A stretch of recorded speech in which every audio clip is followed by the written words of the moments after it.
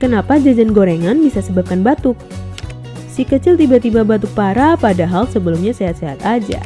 Hati-hati, bisa jadi karena jajanan yang dia makan. Jajanan seperti gorengan kadang gak terjaga kebersihannya, ditambah minyaknya juga. Apalagi jajanan lainnya yang ada pengawet dan pemanis buatan bisa bikin tenggorokan iritasi dan memperburuk batuk. Bunda pun jadi harus ekstra hati-hati pilih jajanan buat si kecil. Kalau sudah batuk menyerang, pakai cara alami madu Flyby aja. Madu diracik dari bahan-bahan herbal berkualitas, efektif bantu meredakan batuk dan melegakan tenggorokan yang serak dan gatal. Tenang bunda, cara konsumsinya gampang banget dan praktis, tinggal diberi 2 sendok madu Flyby yang dicampur air hangat. Cukup 3 kali sehari setiap hari, batuk anak akan mereda. Tunggu apa lagi? Yuk bunda, coba sekarang dan pesan di sini.